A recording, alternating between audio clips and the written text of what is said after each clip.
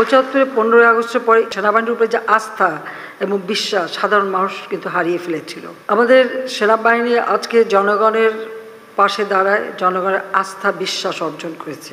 সশস্ত্র বাহিনীর জন্য জাতির পিতা বঙ্গবন্ধু শেখ মুজিব যে 1974 সালের যে প্রতিরক্ষার নীতিমালা প্রণয়ন করেছিলেন, তারই ভিত্তিতে ফোর্সেস গোল 2030 প্রণয়ন করে আমরা তা বাস্তবায়ন করে যাচ্ছি। ফোর্সেস গোল বাস্তবায়নের মাধ্যমে আমরা চাচ্ছি আমাদের সশস্ত্র বাহিনী আধুনিক জ্ঞান সম্পন্নভাবে প্রতিষ্ঠিত হবে। সেই সাথে যেহেতু আমাদের 2008 নির্বাচনের লক্ষ্য ছিল ডিজিটাল বাংলাদেশ গড়ে তোলা, কাজে আধুনিক প্রযুক্তি জ্ঞান সম্পন্ন আমাদের সশস্ত্র বাহিনী গড়ে উঠবে, সেটাই আমাদের লক্ষ্য এবং সেভাবেই আমরা কাজ করে যাচ্ছি। শান্তিরক্ষা মিশনে আমাদের সশস্ত্র বাহিনী যে অবদান রাখে প্রতিটি দেশ প্রত্যেকেই ভূয়সী প্রশংসা করে, কাজে সেটাকে আরও উন্নত করাই আমাদের লক্ষ্য।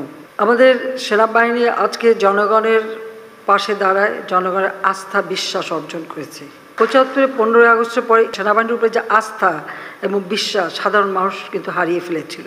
আমার প্রচেষ্টা ছিল যে সেনাবাহিনীর প্রতি আমাদের সাধারণ মানুষের একটা আস্থা বিশ্বাস যেন সৃষ্টি হয়, যেটা যে কোনো একটা সেনাবাহিনীর জন্য একান্তভাবে জরুরি, স্বাধীনতা সার্বভৌমত্ব রক্ষার জন্য প্রয়োজন।